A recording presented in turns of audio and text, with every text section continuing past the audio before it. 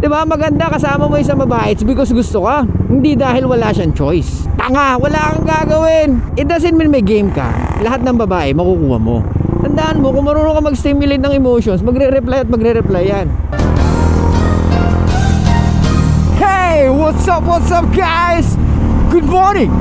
It's your boy Suplado Moto. Yee! Okay, for today's vlog, let's talk about. So may nag-message sa atin. So ang concern niya is meron siya nakadate na babae. He is a seaman. Lumabas na sila ng babae 3 times. Tapos nung pangalawa may nangyari. Tapos ang next nila magkakamping daw sila. Pero merong gusto si guy na mangyari. Ang gusto niya is maging sila na. What? Bro, nakikita ko dito gusto mo siyang i-lock in eh. How dare you? Meron ba siya mga redeeming qualities na wala sa ibang babae? I'll be honest with you bro, karamihan ng babae common ang kayang ibigay sa ating mga lalaki. Kaya nga sinasabi ko sa inyo 6 months to 1 year, kilalanin nyo yung babae. You need to be with her in a certain period of time. Kailangan mo siya makasama ng ilang beses, regardless kung may nangyayari na sa inyo. It doesn't mean may nangyayari sa inyo worth it na kaagad makipagrelasyon sa kanya. Guys, kasi ganito eh, like I said, women are very common because they only offer same thing. Ano kaya nilang i-offer?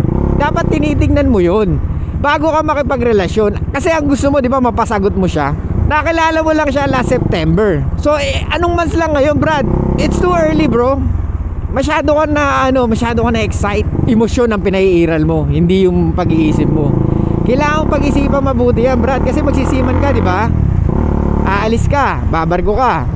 Tapos di na naman kayo magkakasama. Sa tingin mo, anong ginagawa niya pag hindi ka kanya kasama? Ganun mo na ba siya kakilala? Or anong ginagawa niya nung hindi pa kayo magkasama or hindi pa kayo nagkikita? Ganun na ba kayo magkakilalang dalawa? Dapat alamin mo talaga muna, especially yung background niya. Pero sabi mo, ikaw nakauna. What? Pero sumama sa bahay nyo. Interesting. Anyway, let's not talk about that. Regardless naman kung hindi ka nakauna, but make sure lang na sana hindi siya nagsisinungaling.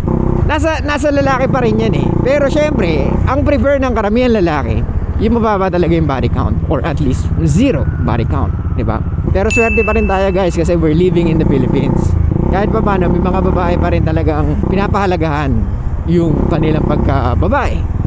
Kumbaga, yung iba is naniniwala pa rin sa dapat relationship muna bago niya ibigay yun. So bro, kilalanin mong maigi muna. Hindi ka pwedeng padalos-dalos sa decision mo, di ba? Hindi porkit, it's not always about how you feel. Feelings always change. Marami kong kilalang lalaking ganyan. Una, gustong-gusto niya yung babae. Pero nung may nakita siyang hindi niya gusto kahit maliit na bagay, as in totally nag-drop yung kanyang emotions or yung feelings niya. Nakakala niya pang girlfriend, kahit na wala namang ganong ginagawa yung babae na hindi niya ikakagalit or hindi niya magugustuhan. Actually, yung babae sumusunod naman sa kanya. Kaso merong ugali yung babae na nata-turn off siya. Yun sinasabi niya, bro, pang relasyon na to siguro, girlfriend material. O tapos biglang hindi na lang siya nagparamdam. Hindi rin maganda yun, di ba? So Brad, isipin mo mabuti kung ano ba talaga yung gusto mo dyan sa babae na yan.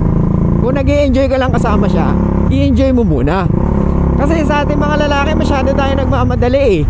Gusto nyo kasi instant eh. Kaya nga maraming lalaki ngayon talaga, may nagtanong sa atin sa comment section about sa ligaw. Bakit daw ba hindi na naliligaw karamihan ng lalaki?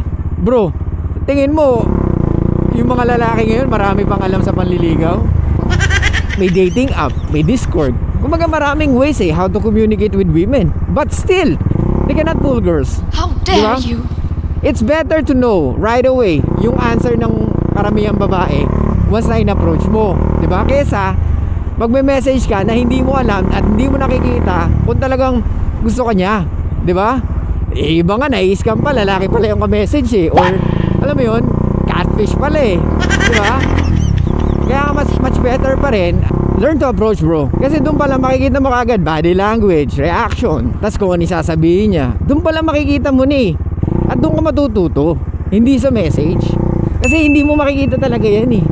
Matututo kang gumaling mag-message, pero still, kikitain mo pa rin yan eh. Diba? Hindi mo na kayang kontrolin pag magkausap na kayo. Kasi andun na kagad yung ano niya, reply niya kagad o yung reactions niya right away. Kahit nasabi mo magaling ka sa message, na-convince mo yan. Tapos sa personal, hindi ka naman pala ganun kagaling makipag-usap. Diba? Kaya dapat same lang. Kumbaga, kung ano yung sinasabi mo, yun din dapat kinikilos mo. Maraming ganyan eh, magaling sa message, kumbaga pasabik, pamis, papol. Pero pag sa personal na, sila pala tong tain-tae, parang gusto ko na makita eh. Di ba? Madami sa inyo nagme-message sa akin, okay naman pala. Pero ang problema sa inyo, pag hindi na nagte-text yung babae, utya, nababaliw na kayo eh. Halatang wala kayong ibang ginagawa eh. Tsaka halatang wala kayong ganong hobby. Di ba? Tsaka halatang halata na yun lang yung babae nagbigay sa inyo ng atensyon. Siya lang yung nag-reciprocate sa inyo. Kaya karamihan sa lalaki sa inyo na parang may hinanakit kasi hindi siya nagre-reply. That's very fucking lame, bro. Pambata yun eh. Hindi siya nagre-reply. Puta. Bro, lalaki ka eh. Tayo magpo-provide, tayo magbibigay, tayo mag-i-initiate. But I'm not saying most of the fucking time. Pero when it comes to game, dapat ikaw mas may game, di ba? Kung hindi man siya mag-reply, lagi mo isipin, kawalan niya. Kung ito kung nag-uusap man kayo ng tuloy-tuloy, tapos bigla na siyang hindi nag-reply, di ba kawalan niya yun eh.